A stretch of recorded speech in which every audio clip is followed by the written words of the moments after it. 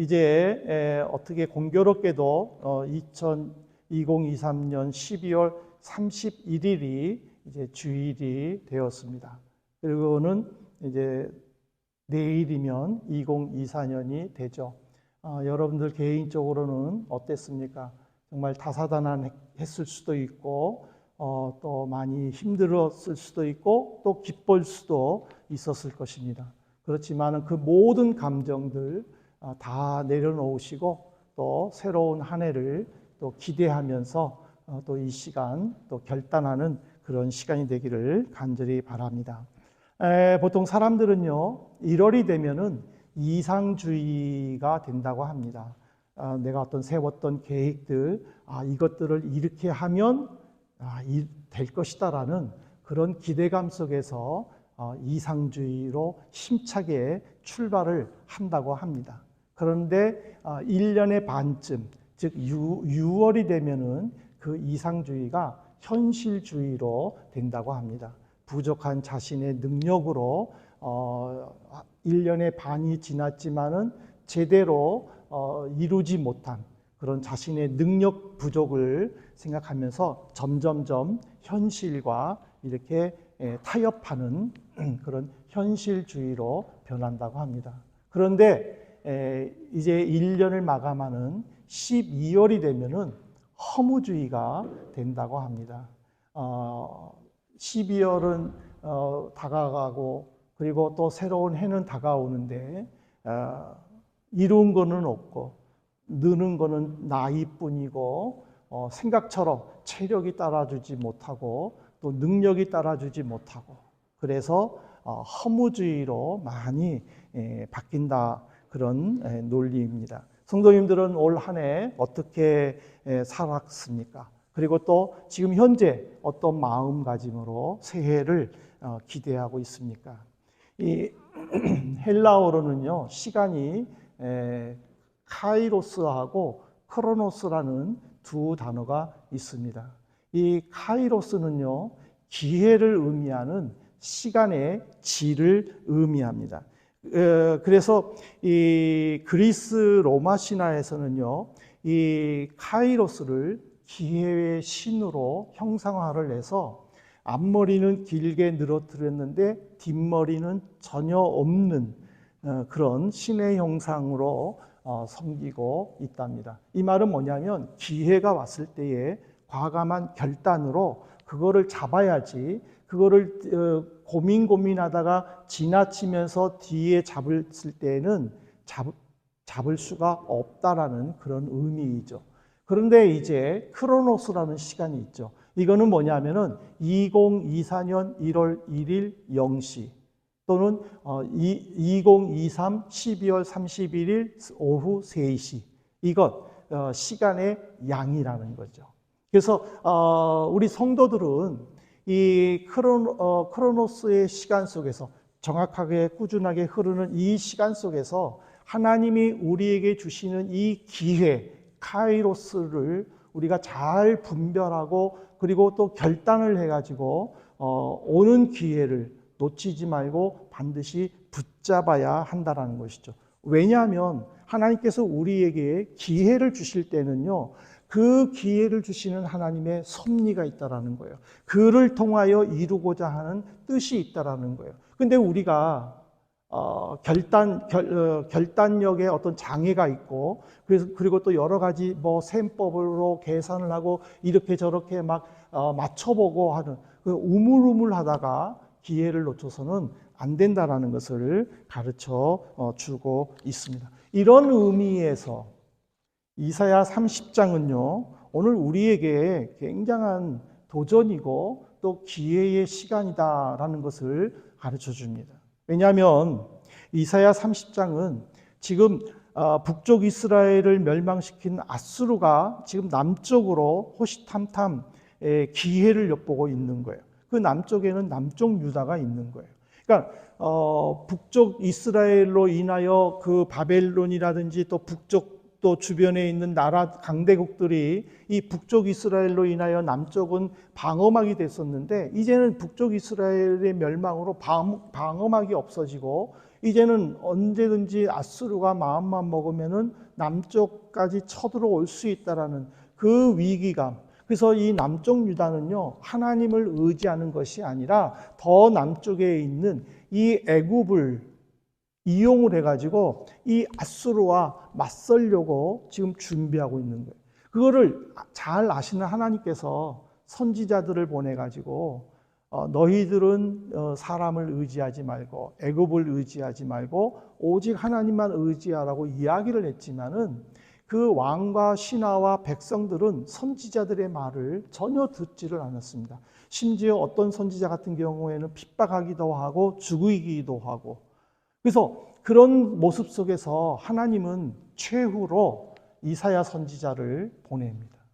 그래서 그 이사야 선지자는 이스라엘 백성들의, 남쪽 유다 백성들에게 하나님의 회복, 하나님의 은혜를 외치면서 오직 하나님께로 돌아오도록 촉구하고 있다라는 사실입니다. 그러면서 하나님은 이사야를 통해서요, 만약 하나님께로 돌아오면 구원을 얻고 베푼 은혜로 말미암아 추수된 풍성한 것으로 먹고 배부를 것이다 라고 약속을 해줘요.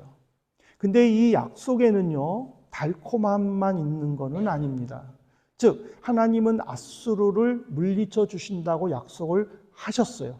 그렇지만은 하나님의 말씀을 믿지 않고 여전히 애굽을 의지하거나 하나님의 말씀을 무시할 때는 아수르를 멸망한 것처럼 너희들도 징계할 것이다라는 그 이중 약속이 지금 포함되어 있습니다.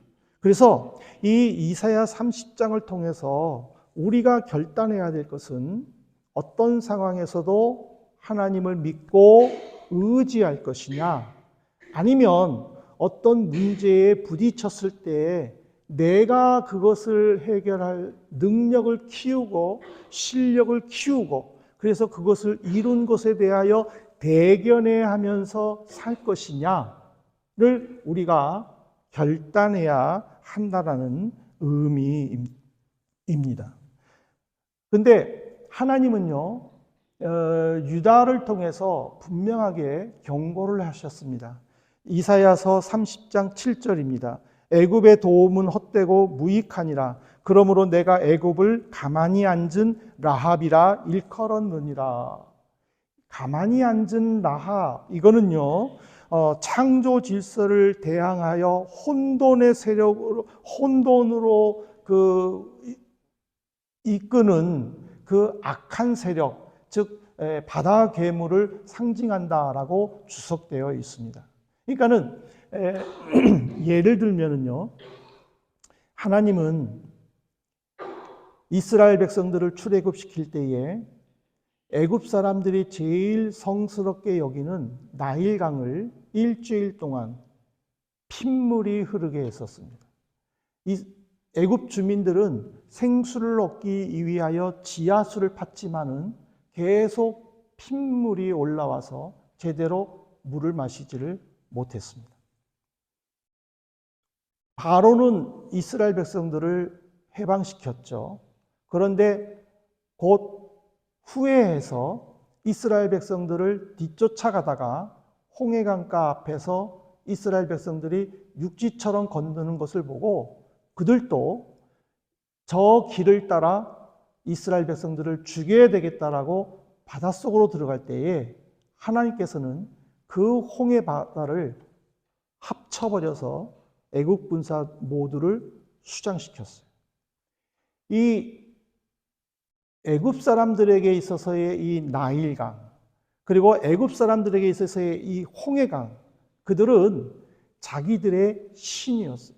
자기들을 도와주는 신이었는데 하나님께서 그 신들을 징계하실 때에는 가만히 앉아 있었다. 하나님이 나일강을 핏빛으로 보냈을 때 그들은 다시 마실 수 있는 생수로 바꾸지를 못했다라는 거예요.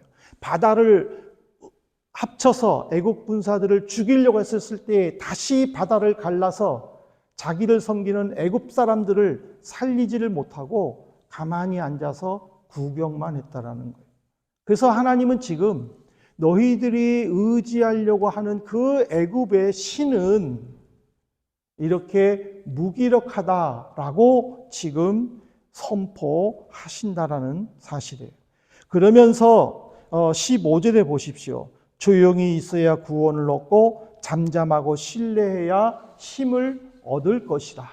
하나님은 인간적인 노력 또 인간적인 어떤 결단 그걸로 문제 해결을 하지 말고 기다리라라는 거예요.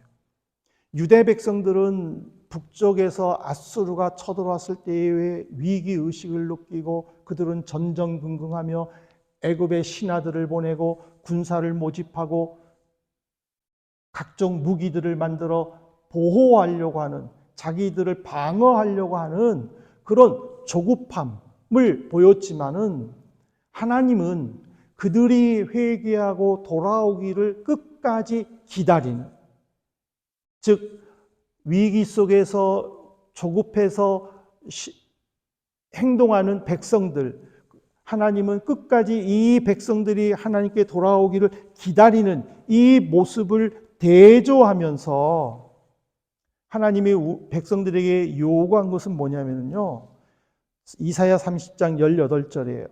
그러나 여호와께서 기다리시나니 이는 너희에게 은혜를 베풀려 하심이요 일어나시리니 이는 너희를 긍휼히 여기려 하심이라.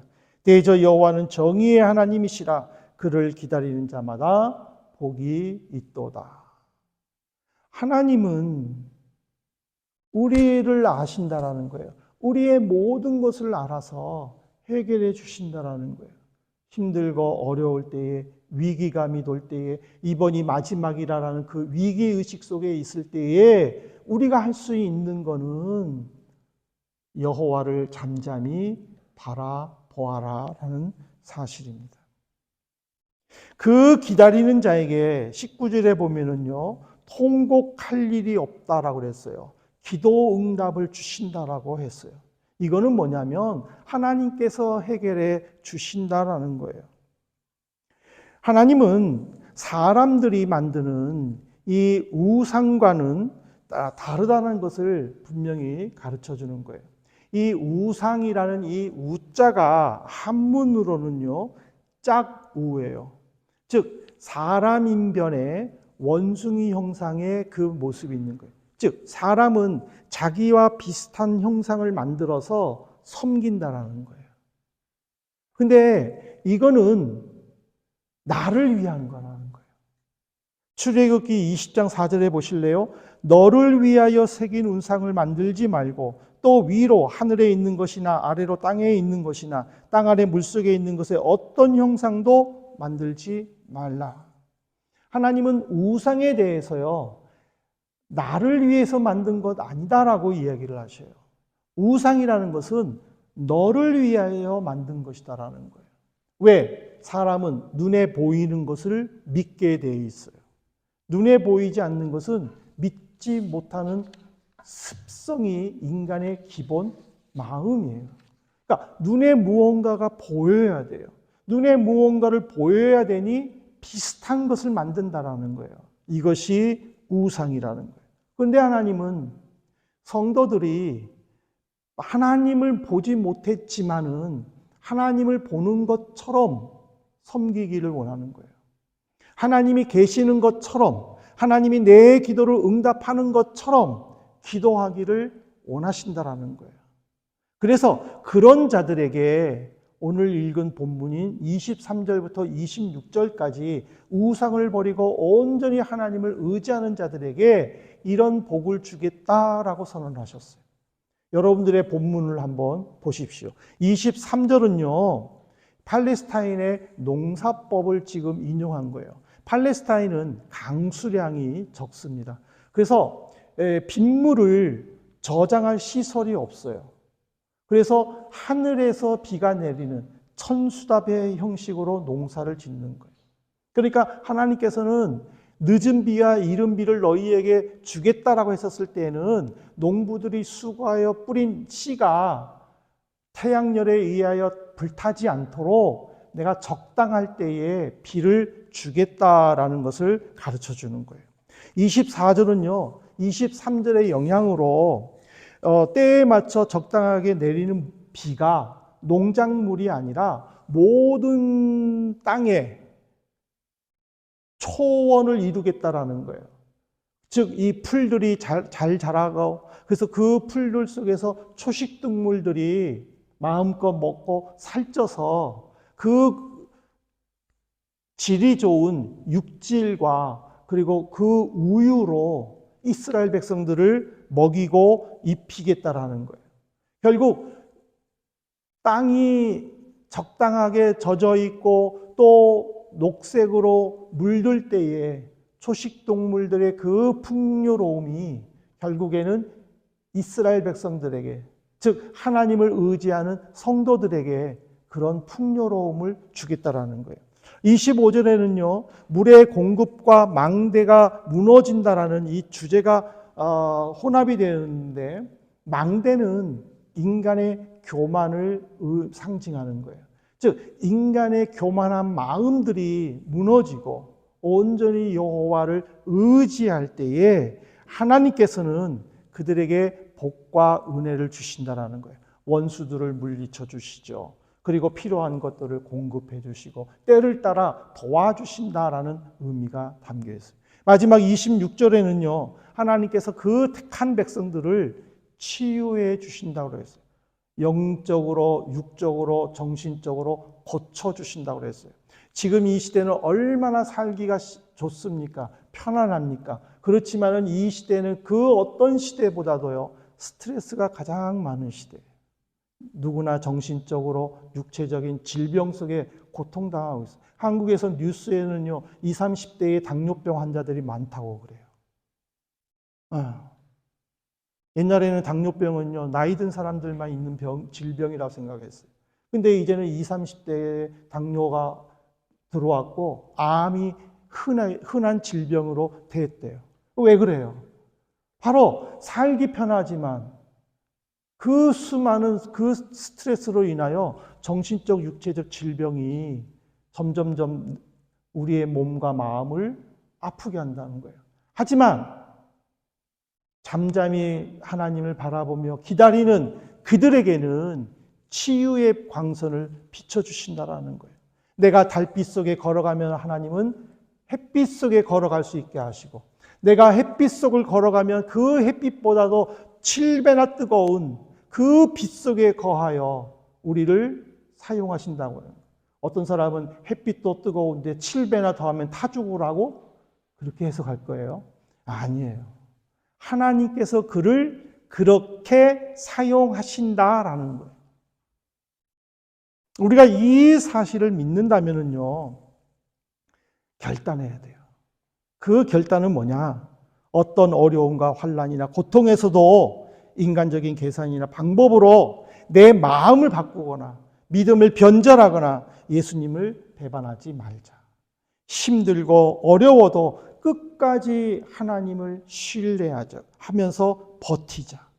막혔다고 완전히 막힌 것은 아니다. 사방이 막혀도 위가 뚫려 있고 하나님께서 고통으로 부르짖는 나를 위해 일하는 시간임을 믿고 예수님의 도움을 기대하자. 여러분, 영어에서요 많이 쓰는 말이요, Trust me, Trust me예요. Trust me. 나를 믿니? 나를 신뢰하니? 근데 사람이 Trust me 그러면요, 믿는다고 쉽게 말하면 안 돼요. 그건 사기꾼이에요. 확률이 커요. 그렇지만 예수님이 나를 향해 Trust me, Trust me 할 때는요, 아멘 해야 돼요. 저는 한 달 동안 병원에 입원하면서 제가 제일 많이 하나님 앞에서 기도한 것은요, I will trust Jesus였어요. 하나님, 나는 하나님을 신뢰합니다. 나는 하나님을 신뢰합니다. 그거 할 때요, 어쩔 때는요, 정말 눈물이 나왔어요. 온몸이 떨렸어요. 다른 기도 하나도 못했어요. 하나님, 그 자리에 계십시오. 내가 하나님께 가겠습니다. 그리고 나는 주님을 신뢰합니다. 여러분들이 어떤 결정 장애로 인하여 힘든 시기를 겪고 있습니까? 무언가를 결정해야 되고 무언가의 어떤 결과물이 나올 때에 힘들고 어려운 가운데 있습니까? 외롭습니까? 고독 속에 있습니까? 잊지 마실 거는요. 나는 주님을 신뢰합니다. 그러면 30장에서 23절부터 26절에서 하나님이 얘기하셨잖아요. 내가 너를 회복시켜 줄 것이다. 내가 너를 구원할 것이다. 내가 너를 크게 쓸 것이다. 약속하셨잖아요. 이제 말씀을 맺겠습니다. 사랑하는 성도 여러분, 제가 말씀을 준비하면서 우리나라를 2023년에 사자성어로 어떻게 결정할 것인가, 결론을 낼 것인가, 교수협의회에서 회의한 결과 견리망이라고 한자성어를 했다고 합니다. 개인의 이익을 추구하는 것은 당연하지만 공동의 기본 원칙인 공의를 잊어버리지 말자. 이익을 보면 의의를 잊는다는 경리망의라는 단어를 결정했다고 합니다. 근데 저는 그것을 보면서 여러분들에게 한번 질문해 보고 싶어요. 성도님들은 2023년을 지내면서 여러분들 각자 스스로 사자성어로 어떻게 여러분들의 삶을 표현하고 싶습니까? 저는 설교를 준비하면서 내게 하는 질문이라는 검색 문장을 보면서 참 마음에 와닿아서 결론으로 소개하려고 합니다. 무엇이 감사한가요? 올해 가장 즐겁게 한 일은 무엇인가요? 가장 큰 실수나 잘못은 무엇인가요? 어떨 때가 가장 행복했나요? 어떤 점이 정말 자랑스러웠나요? 올해 내게 가장 중요한 세 사람은 누구인가요? 올해 배운 것 중에서 가장 중요한 세 가지는 무엇인가요? 당신의 한 해를 한 문장으로 요약하면 무엇인가요? 근데 저는 신앙적으로 제가 우리 성도님들께 한번 여쭤보고 싶은 거는 한 해 동안 하나님의 은혜를 깊이 느끼셨나요? 저는 하나님의 은혜를 깊이 체험하고 느끼기 위해 올해 우리 교회 표어를 넉넉하게 채워주신 하나님이라고 정의했습니다. 그리고 2023년을 시작했습니다. 사실 제 개인적으로 2023년은 우리 교회가 언제쯤 문 닫을까였습니다. 그렇지만은 2023년을 마감하면서 하나님은 새로운 도전을 주셨고, 그리고 또 교회가 또 연장하여 2024년을 지금 기대하도록 만들어 주셨습니다. 그렇다고 우리 한민교회가 크게 부흥했느냐? 그건 아니에요.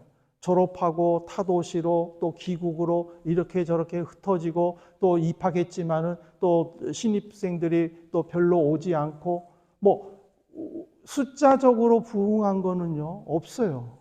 그럼에도 불구하고 하나님께서 넉넉하게 채워주셨어요. 그리고 2024년을 기대하게 할 수 있었던 것은 뭐냐면 저는 그렇게 생각해요. 남아있는 우리가 정말 서로를 격려하고 하나 되고 서로를 이해하고 공감하려고 애쓰는 가운데 여기까지 왔다라고 저는 믿어요. 여기서 서로가 서로를 견제하고 서로가 서로를 질투하고 서로가 서로를 화목하지 못한다면요, 이 모임은요 깨질 수밖에 없는 거예요. 늘 잡음으로, 늘 시끄러움으로, 어지러움으로. 그렇지만은 어쨌든지 간에 속으로는 여러분들께서 참을지는 모르지만 겉으로는 교회가 평안할 수 있는 거는 정말 하나님의 은혜라고 저는 믿습니다. 이거를 우리 한민교회만 느껴서는 안 된다는 거예요. 이제는 한민의 성도님들이 느끼셔야 돼요. 하나님은 살아계셔요. 하나님은 분명하게 부르짖는 그 성도의 기도를 반드시 응답하셔요. 예수님은 죄가 없잖아요. 그렇지만은 나를 구원하기 위해 이 땅에 오셨잖아요. 예수님은 수많은 아픔을 견디셨잖아요. 수많은 시기와 질투 속에서 고통당하셨잖아요. 그렇지만 그 예수님은요, 포기하지 않으셨어요. 그 예수님은 그것을 견디셨어요. 이제 구원받는 우리가 그것을 견뎌내야 할 차례예요. 우리가 익숙한 곳을 떠나서 낯선 곳에서 적응할 때에 얼마나 많은 아픔들이 있고 어려움들이 있겠습니까? 말로 못할 답답함이 있겠습니까? 그 모든 것들을 우리가 힘들다고 찌릿할 테니라고 그러잖아요. 뒤로 물러서면은요, 할 수 있는 것도 못하는 거예요. 그렇지만 그것을 견뎌낼 때, 그것을 참아낼 때에 하나님은 그거를 통하여 이룰 줄로 믿습니다. 지난번에 청년들 저희 집에 잠깐 모였는데 어떤 청년들은 그러더라고요. 작년 겨울보다 올 겨울이 훨씬 견디기가 좋다고. 예, 똑같은 겨울인데 왜 작년 겨울보다 올 겨울이. 그만큼 1년을 견딘 그 성장이 있다는 거잖아요. 그렇기 때문에 똑같은 겨울, 똑같은 상황임에도 불구하고 작년 겨울에는 외롭고 힘들었지만 올 겨울은 그나마 견딜만 하다라는 그 마음이라는 거예요. 그거는 우리가 그만큼 성장했다라는 거예요. 그러면 믿음의 성장도 그렇게 이루어 나가셔야 된다는 사실이에요. 내게 능력이 없어서 좌절할 때도 있고 낙심할 때도 있고 포기하고 싶을 때도 있고 유혹도 있고 여기서 그냥 그만두고 그냥 한국에 갈까? 그런 마음들이 수없이 일어나지만은 그것들을 다잡고 주님, 이 어려움 속에 나는 주님만 신뢰합니다. 라는 고백 속에 잠잠히 기다릴 때에 하나님은 우리를 위해 일해 주실 줄로 믿습니다. 그런 믿음의 역사가 이 마지막 마무리 하는 이 시점에 여러분들 잘 마무리하시고 정말 이제는 크로노스 속에 2024년을 만나지만은 그 2024년 속에서 카이로스의 시간을 여러분들이 쟁취하여 하나님의 영광을 나타내는 우리 성도님 되시기를 진심으로 소망합니다.